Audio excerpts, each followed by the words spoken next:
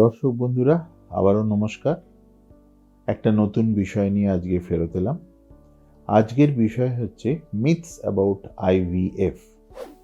IVF অথবা যাকে কলোকুয়ালি আমরা টেস্ট টিউব বেবি বলে থাকি, ইন ভিট্রো ফার্টিলাইজেশন, সেটা হচ্ছে কৃত্রিম প্রজনন উপায় বা এআরটি, আর্টিফিশিয়াল রিপ্রোডাক্টিভ থেরাপির একটা গুরুত্বপূর্ণ পার্ট। এক্ষেত্রে কি করা হয়, যারা নর্মাল পদ্ধতির মাধ্যমে বাচ্চা আনতে সক্ষম হচ্ছেন না, তাদের ক্ষেত্রে এই পদ্ধতির মাধ্যমে বাচ্চা আনা সম্ভব। যেখানে মহিলাদের শরীর থেকে ডিমটা সঠিকভাবে বৃদ্ধির পরে বের করে নেওয়া হয় এবং তারপরে পুরুষ সঙ্গী বীর্য বা সিমেন্টটা আর্টিফিশিয়ালি ল্যাবরেটরি এনভায়রনমেন্টে মিশিয়ে ভ্রূণ বা এমব্রায়োটাকে তৈরি করা হয় এবং সেইটা জরায়ুর মধ্যে প্রতিস্থাপন বা ট্রান্সফার করা হয়, যার মাধ্যমে বাচ্চা আসা সম্ভব। আজকালকার দিনে আইভিএফের সংখ্যা অনেক। প্রথম আইভিএফ বেবি যখন তৈরি হয়েছিল তারপর থেকে এই সংখ্যাটা প্রত্যেক দিন বাড়ছে বা অত্যন্ত পরিমাণে বেড়ে গেছে। এবং যখন এই জিনিসটা হয় তখন আইভিএফ বলতে যে জিনিসটা বোঝায় সেটা সম্বন্ধে অনেক কিন্তু ভুল ধারণা তৈরি হয়। প্রথম যে মিথটা আইভিএফ সম্বন্ধে চলে যে ইনফার্টিলিটি ট্রিটমেন্ট মানেই আইভিএফ, এটা কিন্তু নয়। ইনফার্টিলিটি বা কেউ যদি বাচ্চা ধারণ না করতে পারছেন অ্যাবাউট 1 বছর মেলামেশা করার পরে, তখন কিন্তু আমাদের কাছে ইউজুয়ালি পেশেন্টরা আসেন এবং আমরা ইনভেস্টিগেশনের মাধ্যমে কি কারণে তাদের বাচ্চা আসছে না সেটা দেখা অথবা বোঝার চেষ্টা করি।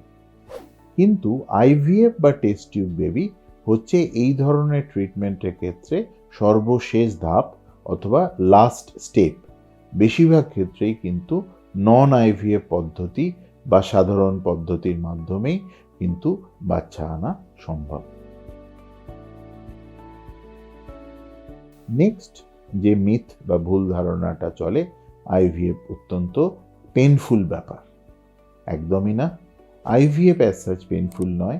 আইভিএফ এর সব থেকে যেটা পেনফুল প্রসেস হতে পারতো সেটা হচ্ছে শরীর থেকে ডিমটা বার করা। সেটা কিন্তু অল্প করে অ্যানাস্থেশিয়া বা অজ্ঞান করার মাধ্যমে বার করা হয়। এছাড়া আইভিএফ এ প্রত্যেক দিনকে starting from 3rd day of the period একটা ইঞ্জেকশন চলে এবং এই ইঞ্জেকশন রাফলি মোটামুটি 10 দিন মতন চলে। কিন্তু এই ইঞ্জেকশনগুলো চামড়ার তলাতে দেওয়া হয়। যেরকম ইনসুলিন ইঞ্জেকশন চামড়ার তলাতে দেওয়া হয়, সেরকম এই আইভিএফ এর হরমোন মেডিসিনগুলোও কিন্তু চামড়ার তলাতে দেওয়া হয়, যে কারণে কিন্তু বেশিরভাগ ক্ষেত্রেই কোনো ব্যথা লাগে না ইঞ্জেকশন চলাকালীন।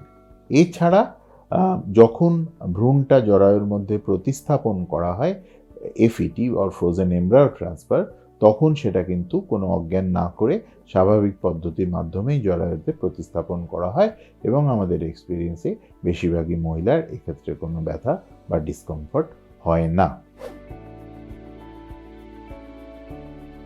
নেক্সট যে মিথটা আমরা অনেক সময় পেশেন্টদের থেকে শুনে থাকি যে আইভিএফ করলেই মাল্টিপল প্রেগন্যান্সি হতে পারে, সেটা কিন্তু নয়।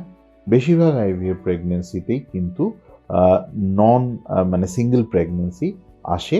ইয়েস, সাধারণ পদ্ধতিতে কনসেপশনের থেকে আইভিএফে টুইন বা ট্রিপলেট প্রেগন্যান্সির সম্ভাবনা কিছুটা বেশি থাকে। দেখা গেছে যে ওষুধগুলো আমরা ইউজ করি সেটা কিন্তু ওভারি বা ব্রেস্টের ক্যান্সারের সঙ্গে ডাইরেক্টলি লিঙ্ক নয় এবং ডাক্তারের তত্ত্বাবধানে যে মডার্ন মেডিসিনসগুলো ইউজ করা হয়ে থাকে সেটা যদি পরিমিত ডোজে এবং একাধিকবার ইউজ না করা হয় তাহলে কিন্তু এরকম কোনো রিস্কের কথা থাকে না। তারপরে যেটা মিথ, আইভিএফ মানেই বাচ্চা আসবেই, সেটা কিন্তু একদমই নয়। যে কোনো ট্রিটমেন্টের মতনই আইভিএফও কিন্তু 100% সাকসেস কোনোভাবেই গ্যারান্টি করতে পারে না।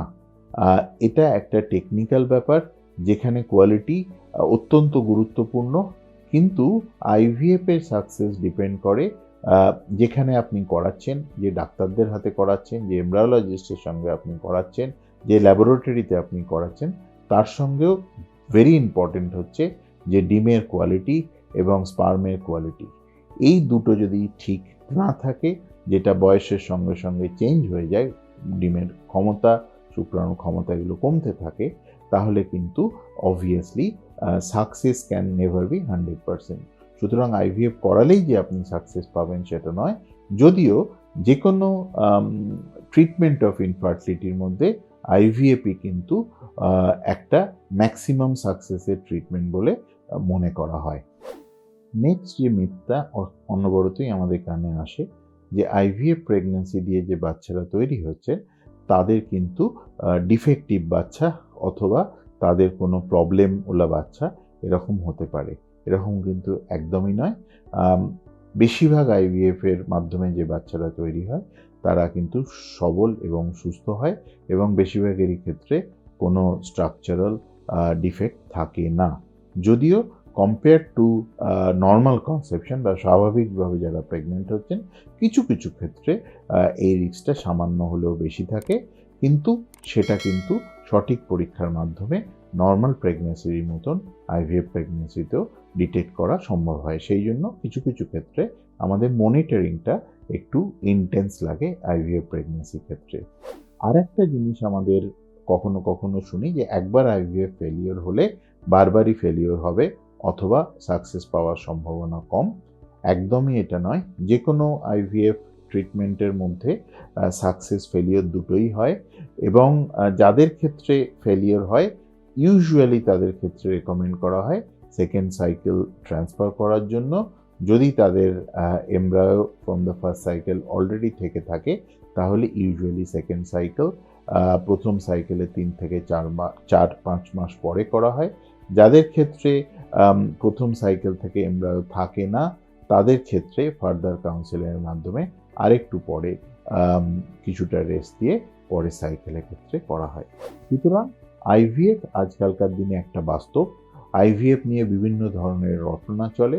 আপনারা যদি কেউ আইভিএফ করাতে চান বা করানোর পরিস্থিতির মধ্যে থাকেন, তাহলে সঠিক ইউনিটে গিয়ে সঠিক ডাক্তারবাবুদের তাদের পরামর্শ নিতে হবে, এবং আইভিএফ পদ্ধতিতে যাবার আগে প্রপার সায়েন্টিফিক কাউন্সেলিং করে সব ইনফরমেশনস জেনে নিয়ে তারপরেই এই ধরনের কোনো পদ্ধতির মাধ্যমে যাবেন। এই বলে আজকের বক্তব্য আমি শেষ করছি। ডক্টর প্রদীপ গোস্বামী, ডিরেক্টর ফিটোম্যাট ওয়েলনেস। আর এই চ্যানেলে আমাদের বক্তব্য যদি আপনাদের ভালো লাগে, please subscribe to our channel, যাতে করে ভবিষ্যতে আপনাদের সামনে এই ধরনের আরও কিছু গুরুত্বপূর্ণ তথ্য আমরা রাখতে পারি। Thank you.